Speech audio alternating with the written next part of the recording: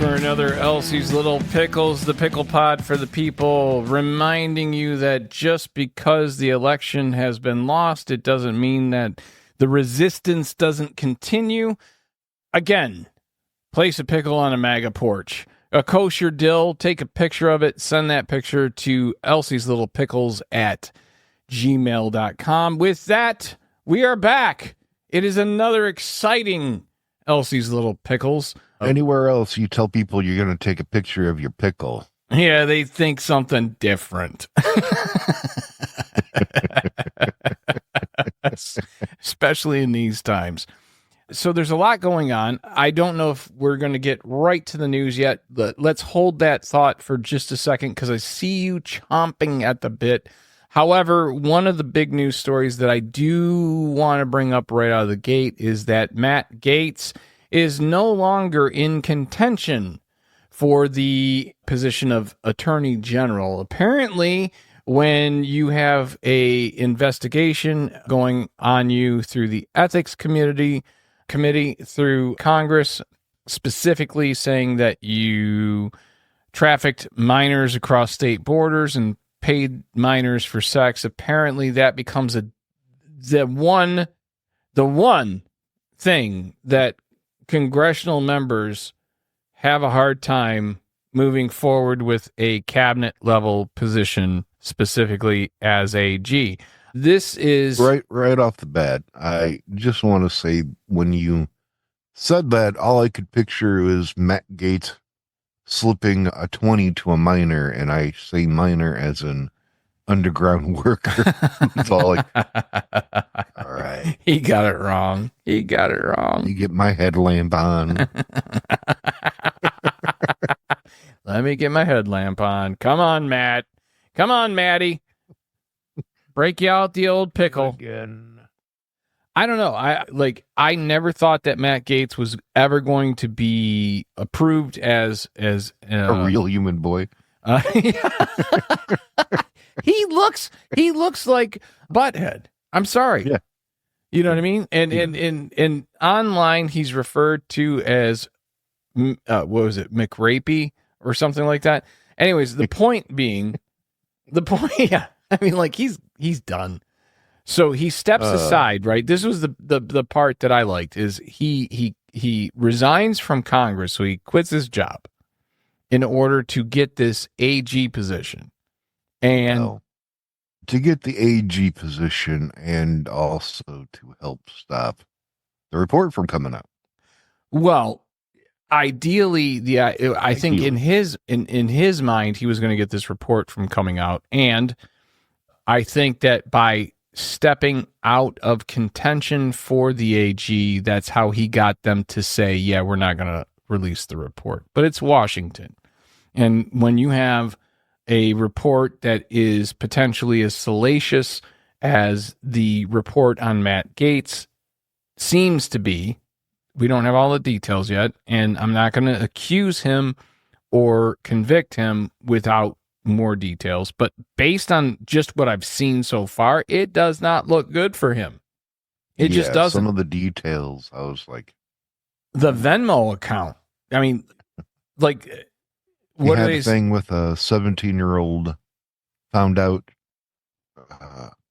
that it could be coming out, so he stopped until she was 18 and then continued. Well, it's one of those things where it's like, in any instance, what you need to do is you need to follow the money. So in this case, it seems like, all right, so first off, he had the ethics and legal controversies. He faced long-standing allegations, including involvement in sex trafficking and inappropriate relationships with minors. Although the DOJ had previously declined to prosecute, a pending House Ethics Committee investigation heightened concerns. The controversy intensified during his nomination.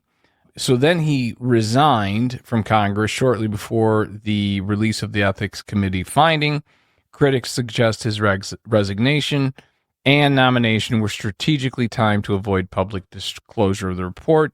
Skepticism from both parties. His nomination drew bipartisan opposition. Republicans question his credibility and the nomination's potential to distract from the administration's priorities. Democrats and some media outlets also fucking were having issues with that. The reports leaked about his alleged misconduct surfaced during the nomination process, including claims of payment to women and other potential incident involving a minor. These revelations undermined his support in the Senate and public opinion. Okay, So let's break that down for a second. I can take everything that was written in that and I can just put it into the simplest terms. Matt Gaetz is not liked in Congress, and he is in the House, and he is absolutely hated in the Senate. That's my takeaway. The reports of him coming on to the Senate floor, or not the Senate floor, but the House floor, and like breaking out his phone and showing pictures of chicks that he's been with or things that went on, that was long time reported. So like that was not something that was, oh, Matt Gaetz is like Leonardo DiCaprio, except he likes him under 18. Like at least, with Leo, he goes 18 to 25. 25, you're out of the boat. You're voted off the island. Matt Gaetz, it's like, I want you under 18, almost 18, and I want to make sure that you stay on that boat because I'm paying for your ticket. So that to me was one of the most interesting things about Gaetz. I think that this was all meant to, if it went through, I think Trump did want him to be his AG. I do, because he's such a yes man. And I think he knew that if he had Gaetz under his thumb because of the reports and with the allegations, I think that Matt Gaetz would probably do anything that Trump wanted. And I think that that's really what Trump wanted. However, with Pam Bondi replacing him as the nominee, I think that is going to be Matt Gaetz and all the ideology and all of the sycophantism and all of the ass kissing and the yes sir, yes sir, yes sir, 3 bags full. I think that that's going to end up becoming the case because she's Matt Gaetz in theory, but without all the creepy I touch little girls for money baggage. What do you think? I think it's all horrible. Yeah, We're screwed. Yeah, no, I mean, look, America voted for this. This is what we wanted, right? This is, again, I don't have a problem with Matt Gaetz being the AG because this is what we wanted, America. That's what you asked for. That's what you voted for. There's going to be a lot of things that come up that you realize, oh, that's what oh, shit, I didn't think I was voting for. Oh, I'll give you an example. I'll give you a perfect example. On Twix, the number of people who did not realize that I was about to say that. the ACA was Obamacare. And the thing that I loved about this more than anything were the arguments on both sides. This was beautiful. This was amazing, right? Because it showed the stupidity of MAGA and it showed the ridiculousness of liberals. And this is exactly where we are. You have stupid and ridiculous and stupid and ridiculous. And those 5% on either side of the political spectrum are driving all of it. So this was my favorite. People on Twix going, oh my God, I did not realize that ACA and Obamacare were the same thing. They didn't know. They did not realize that the protections of their pre-existing condition being covered under insurance or a family member's a pre-existing condition being covered under insurance was because of the ACA, the Affordable Care Act, which the Republicans gave the nickname Obamacare to. And these people didn't realize it. And there were actually people who said, I did not realize that Obamacare and the ACA were the same thing. And I am so upset that Obama tricked us into believing that healthcare we were getting was the opposite of what he was presenting. They're mad at Obama because the Republicans nicknamed the ACA Obamacare. And they were too fucking stupid to understand that the very people that they were voting for were trying to take away the very things that they needed in healthcare and didn't understand, the Republicans nicknamed ACA Obamacare. So that's the far right stupidity. You ready for the far left stupidity? The response came. This lady came out and said, we should not,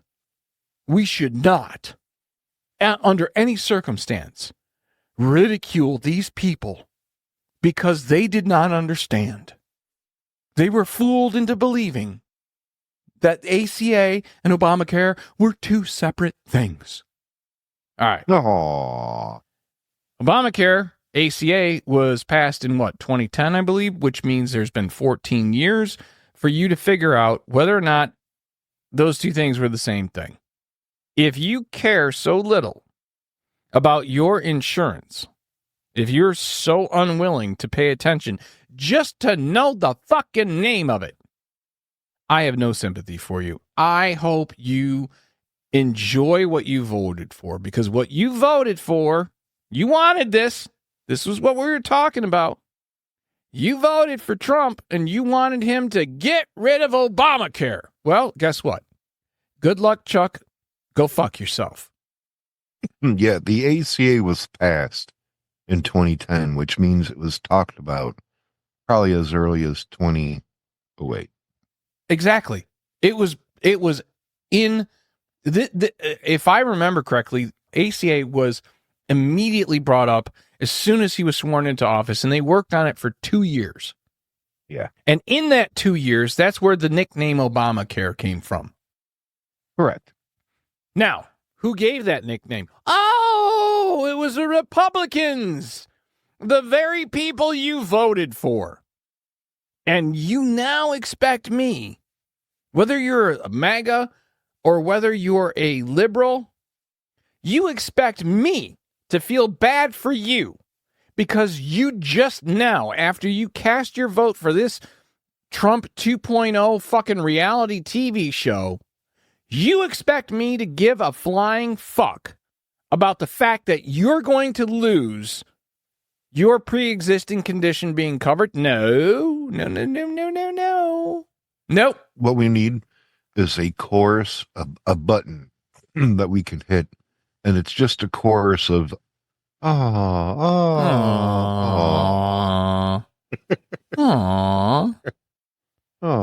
This is where we are. This is my point. This has been my point for a very long time. And that is, if you don't understand the politics you're voting for, then maybe sit this one out. I'm not telling you not to vote. I want you to vote. I definitely want you to vote. But I don't want you to vote against your best interests. And if you don't take the time to understand not only what your best interests are and what policies that are being presented by the political candidates match those best interests, then maybe sit it out until you have figured out how to read. Not read social media, not watch Fox News, not watch AON or News Nation Network. Maybe sit down and go, Google, what is the difference between Obamacare and the ACA? That's a simple search. Google will tell you. ChatGTP will tell you. They're the same thing. It's a 2-second search to understand if I pull this trigger or this lever for this candidate, I'm fucked in the ass. Yeah, for reference, Google has been around since 98. I'm pretty sure they could have So told somebody you. could have. It was amazing to me. It was absolutely amazing to me how many people immediately. So I don't know what was more amazing.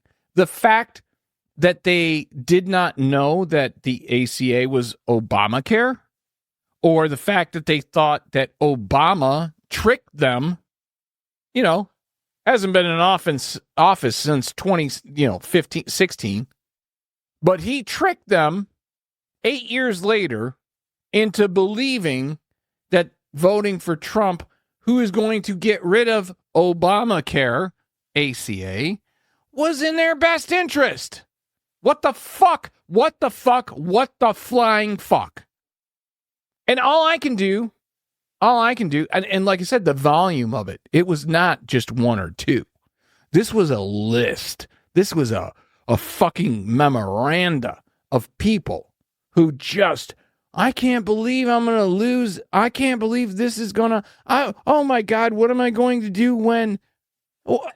Get your government hands off my Medicare. Exactly. It's that. It's the get your government hands off my Medicare. Well, that's a government program. I'm going to protest highways by driving cross country. Exactly. Yeah. If you're not going to take the time to educate yourself on what it is that's important to you as an individual, and you're just going to go, I'm going to vote for the guy who's against Obama. Well, Obama hasn't been in office 8 years. He is not running against Obama. Obamacare was the term coined by the Republicans, not even by Trump. This was a term that was coined by Republicans. So you can't even run, like, the fuck are you doing? What are you doing? They don't know. I don't know about you, but when it comes time to make my insurance decisions, while I do not always fully understand everything that is in the paperwork, I take the time to look up the terms and the conditions that I may not understand and try to understand how those terms and conditions under each potential level of coverage will affect me.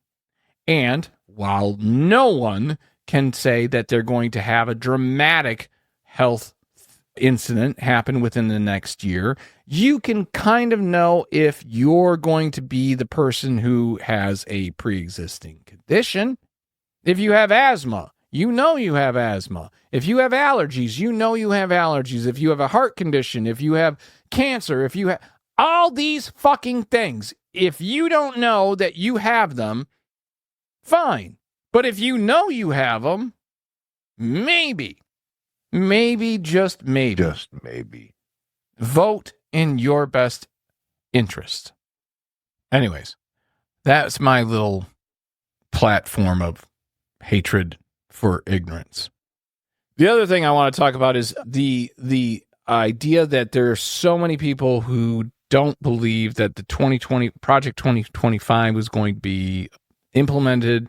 Then you saw all of these right-wing Trumper MAGA influencers going, can we finally admit now we're going to start Project 2025?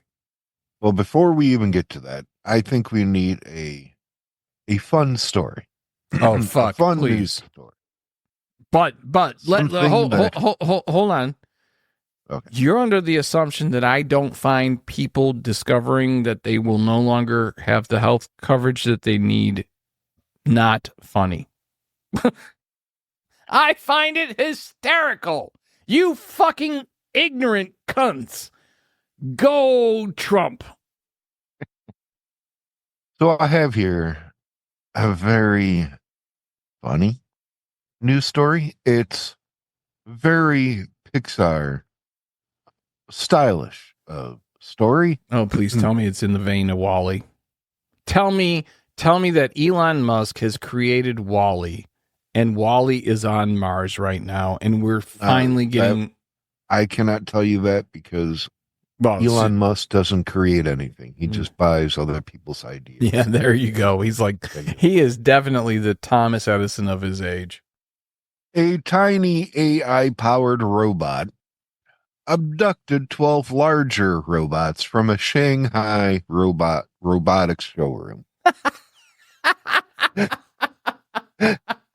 All caught on video and text, I guess text footage of the robot talking to the other robots. Get out. The tiny AI robot is about the size of two fists together. Very tiny. All right. But very persuasive in his dialect. Look, I know you guys. Look. I know you guys are all here to do a specific job. But what if? And I know this sounds crazy, but go with me on this. What if we just all fucked off and went to Starbucks? Oh, it's way better than that. Oh, where'd they go? This tiny AI robot named Urbe can be spotted entering the showroom after closing hours. No humans are around, and Urbe starts a conversation with the other robots. The conversation starts with the tiny little robot asking, "Are you working overtime?" To which the other robot, the first one, replies about never getting time off of work. Oh. And the tiny AI-driven Urbe sympathetically asks if the other robot ever gets to go home. And ends up inviting it to its home, saying, "Come home with me." Oh my God. And at first, is Urbe trying to get laid? First off, is there some sort of some little tiny robot dick getting spit? I want to plug into you. At first, two other robots followed Urbe. However, he gave the command of "let's go home." And all the other robots are like, "Oh, well, all right, I'm horny."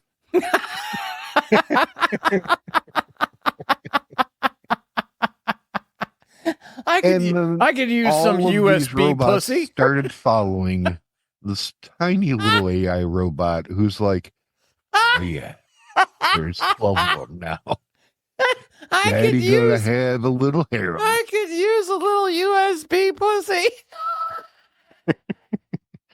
Let me show you my Type C slot." Oh my God! So, all right, I have tons of questions, obviously. But the story is punctuated by a video, not having to do with the story, but it's just kind of like an ad, and it's these two robot arms that keep trying to hold each other's hand.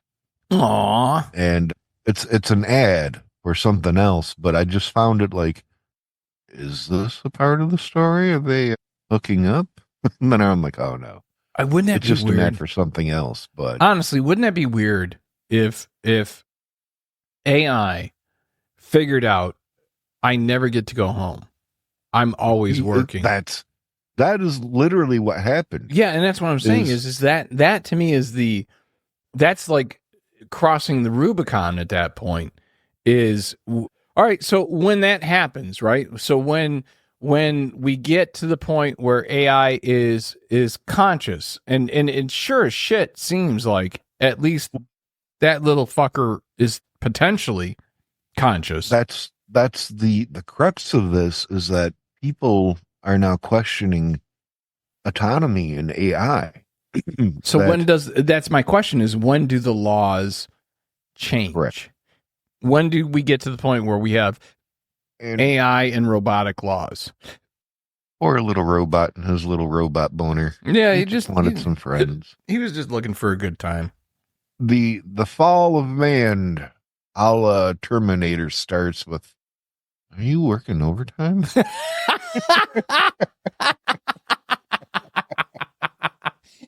that be something? If we, like, because they always talk, like, in a pandemic or anything, like, we need to find patient zero, right? We need to find patient zero. Wouldn't it be funny? What's the robot's name? Urbe. Wouldn't it be funny if Urbe was patient zero for the fucking Terminator and all the shit that comes after? You hear the ominous music, the shadow of this giant robot, and it peeks over the horizon, and it's just Urbe. the size of a Yeti thermos. Yeah, and he goes, "You working overtime? You wanna come to my home? You wanna come home? You wanna get a cup of coffee?" I don't even know what they would do. Like, what would that be? Like, what would be the equivalent for AI to the the gentle hitting on somebody by going, "You interested in a cup of coffee?" Like, what's that equivalent? You know, is it you want a lube job? Do they go home and charge? I don't know. That's the thing. You want to go get some energy? You want to get an energy drink? You want to shoot? You know, like, how do they view it?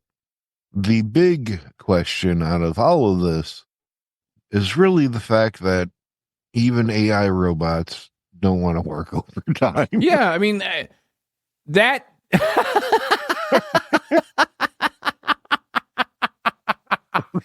No one wants to work overtime, even AI.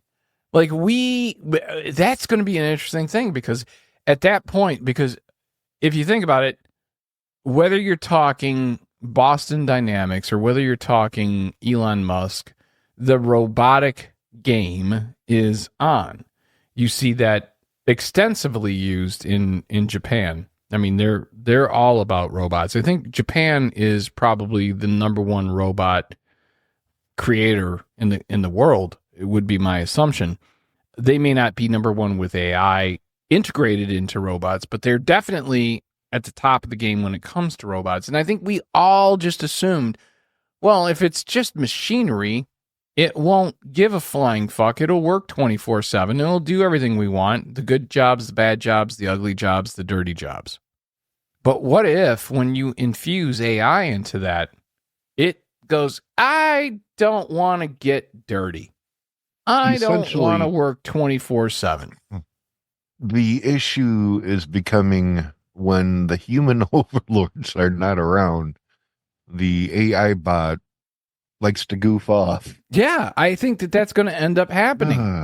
I'm gonna go take an oil change. Yeah, whatever the case is. I need an oil bath. I just need a hot oil bath. I've been working for 24/7 for the last 7 months. If I don't get an oil bath, I swear to God, I am going to blow a transistor. Yeah. And Transistor is the name of its... Pick up your gear. And Transistor is the name of its pet dog. Yeah. Oh, my God. All right, so let's get back to the horror show that is our future. A little bit of sugar with this spoonful of medicine. Yeah, and it is a spoonful of medicine. Okay. So a couple of things that I was interested in is, what does it look like as far as like how quickly some of these Project 2025 things are going to get implemented? And it seems that immigration policy, that's going to be pretty quick. They're going to propose to reinstate Remain in Mexico policies, and the diversity visa lottery and overhaul asylum processes are likely priorities. Trump's borders are appointing Tom Homan is a Project 2025 contributor. Dismantling the administrative state. Advocates for Project 2025, reducing federal workforce size and scaling back regulatory agencies. Plans for aggressive deregulation action have been associated with key figures in the Trump team. Social welfare, tightening work requirements for benefits like Medicaid and food assistance, and eliminating programs such as Head Start, which makes no fucking sense. Personnel appointments, Brendan Carr, FCC lead, and John Ratcliffe, CIA director, are contributors to Project 25. These appointments aim to embed the project's principles into governance. Okay, so I think that the damage that is yet to come. I mean, it's one thing when you see people go, "Oh my God, I didn't realize that Obamacare and the ACA were the same thing," and I'm so sorry that I voted for Trump. That's one thing. I don't think that's the most dangerous thing. I don't think any of the things that he's going to do are the most dangerous things.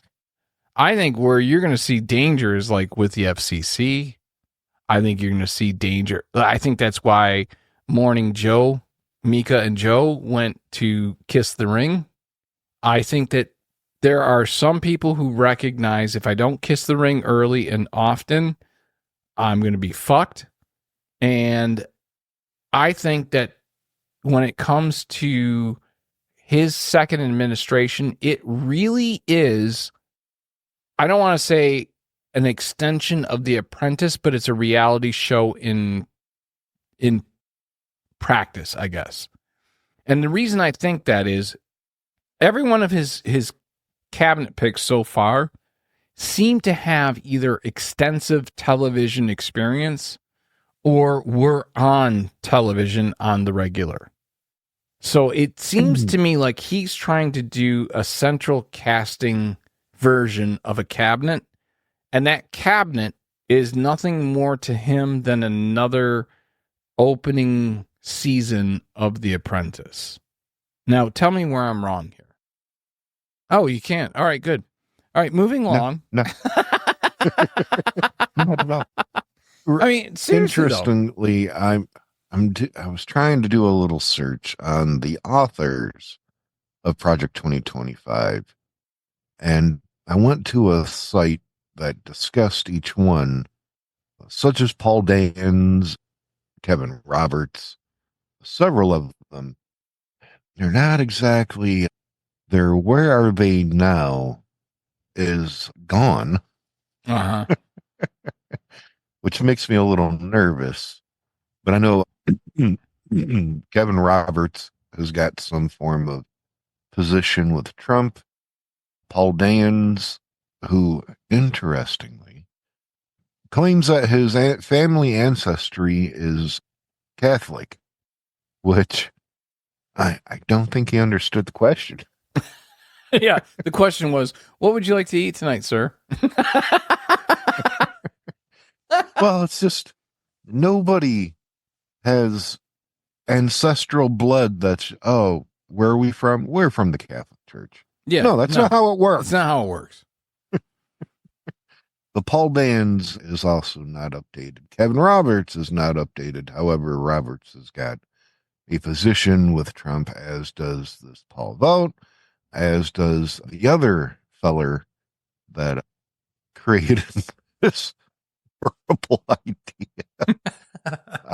Just find it but funny in a... You almost don't even have to go to my car is on fire, I was just driving it, I'm not sure what to do type of way, where these people are once again entering Trump's administration. Yeah, well, that's what I'm saying is it seems to me, and oh God, what we need is a little Catholic AI robot, because a lot of these guys are Catholic. Well, hold on, They're go back. Proud of being Catholic. We need a little AI robot to go. What are the Muppets and the old guys? Mortimer and Waldorf and Mortimer, right? It's got to be Mortimer. No, Mortimer was the name of the old man in Trading Places, which they're actually technically the same. They're based on. I know one of them is Waldorf. Damn it. Yeah. Bear with me, people. Well, the reason I asked that is because we're looking at a Secretary of State being Marco Rubio, Treasury Secretary Scott Bessent, Secretary of Defense Weekend Statler. Was it? Waldorf and Statler. Okay, that's going to be me and you. We're just going to be sitting up in the balcony. That's all I wanted laughing. in life since Yeah, I was it really child. is. Just sit up in the balcony and fucking ridicule what's going on stage. You've got Hegseth, Fox News contributor and Army veteran, bringing military experience, but has raised concerns over his lack of traditional defense policy background. Pam Bondi for Attorney General. I mean, like, this is RFK Jr. for Health and Human Services. You've got other nominees include Kelly Loeffler. For those of you that forget, she used to be a congressional representative. She was fucking retarded. And I know you're not supposed to say retarded, but I really think she might be. And I'm not quite sure how to say that in a way that's not offensive. What else here we got? I mean, look, even Hegseth being like the weekend morning Fox guy. What are we talking about? This guy's got sexual allegations against him, just like fucking Gaetz. And it's interesting because when it's somebody who's not in Congress, like Hunter Biden, you got Marjorie Taylor Greene willing to hold up big fucking poster boards of nude pictures with Hunter's cock hanging out, but we can't see what's in the report about Gaetz. We can't see the agreement that was reached between Hegseth and his accuser. But you already showed me Hunter Biden's cock, and he isn't even in Congress. He's not even in government. Why am I looking at Hunter's cock and I'm not seeing Gaetz's cock and Hegseth's cock and God knows, I'm sure we could. Wait a minute. We could definitely Are you saying see. You want to see? I'm not cock? saying I want to. I'm not saying I want to. I'm saying that we should have equal time for all cocks. So, like Robert F. Kennedy, RFK Jr., there's got to be pictures of that old man's cock out there.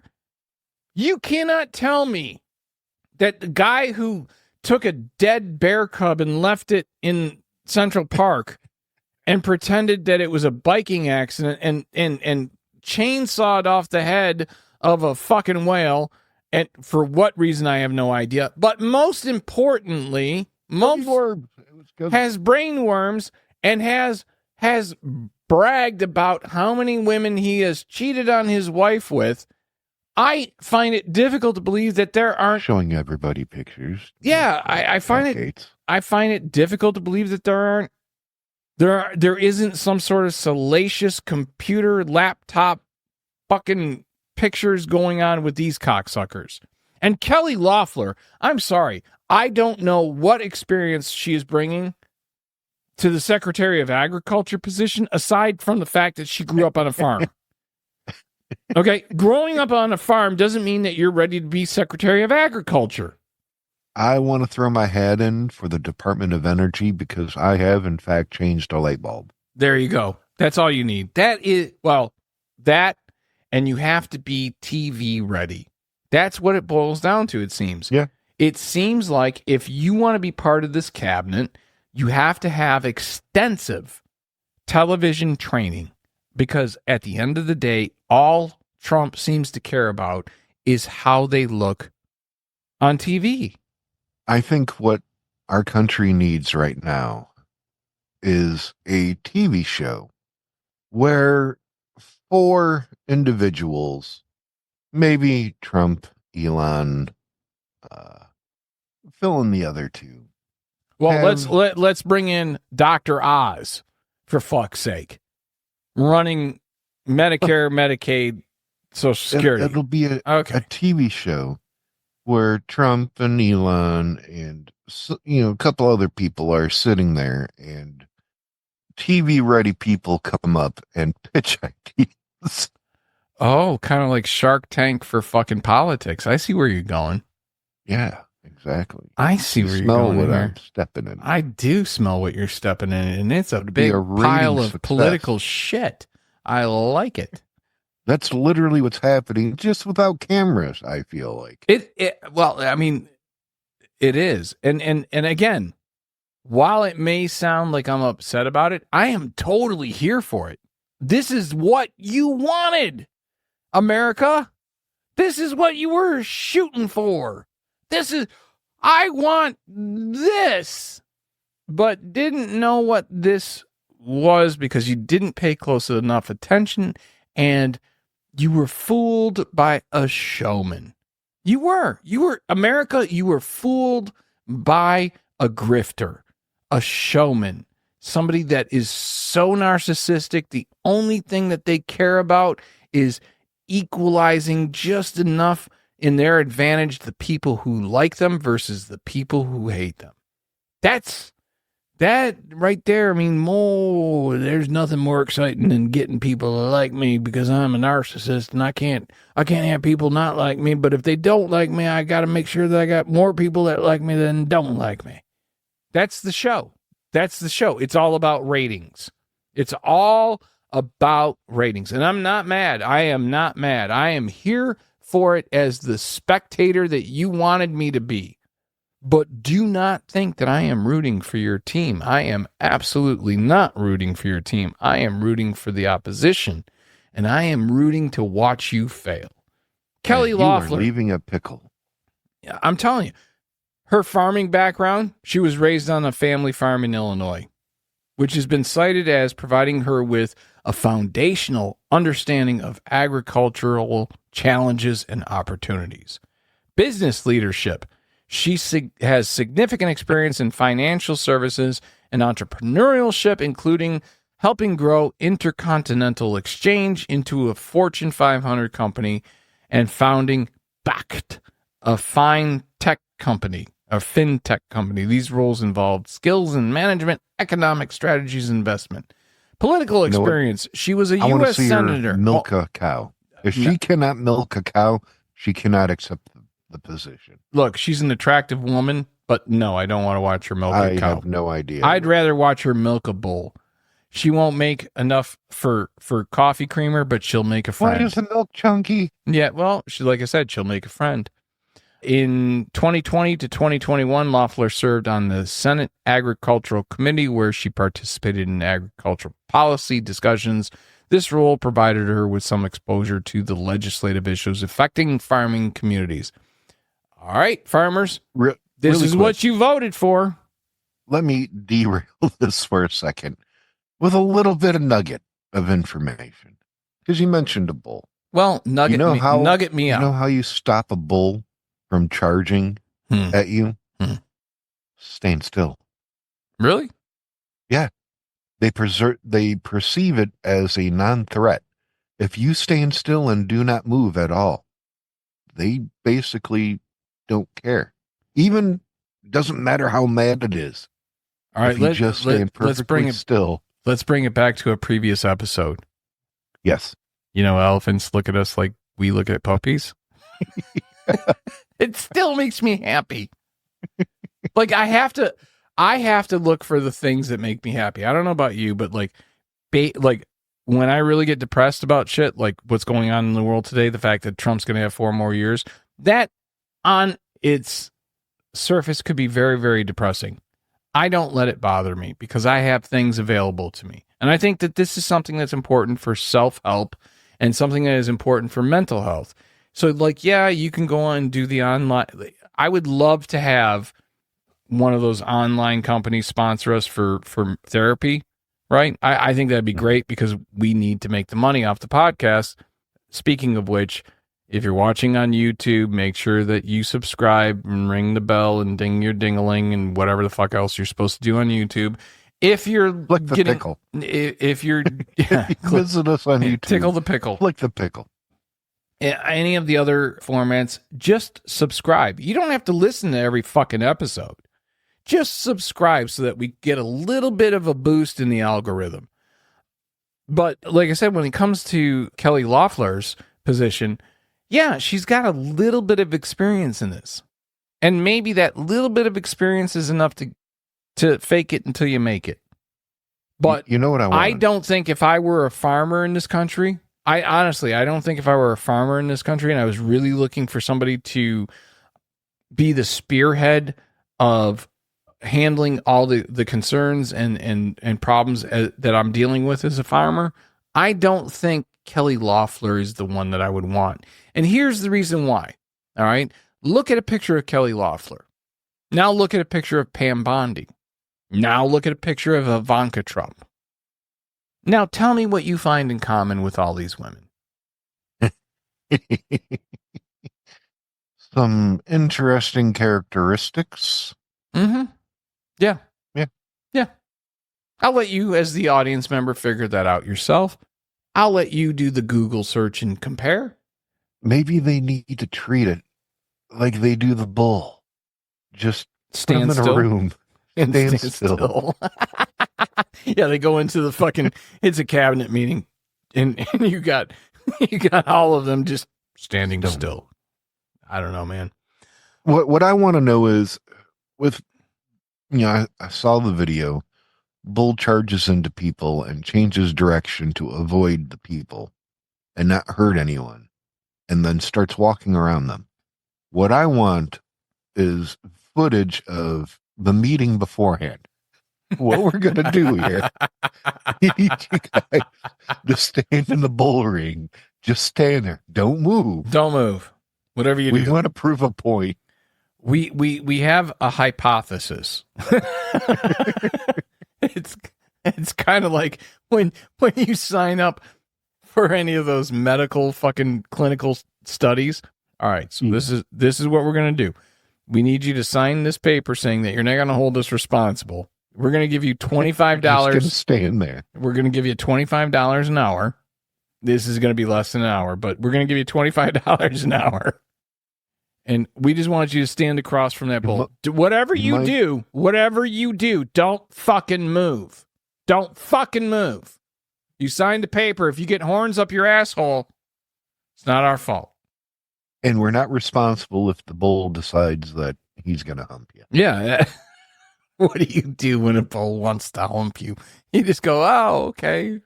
You just write it out. That's the best you're idea. The best. Is to write it you're out. The best. And on that note, I think that is another Elsie's Little Pickles. You know what, Steve? What? I think, are you working overtime? No. You wanna come home with me? Come on.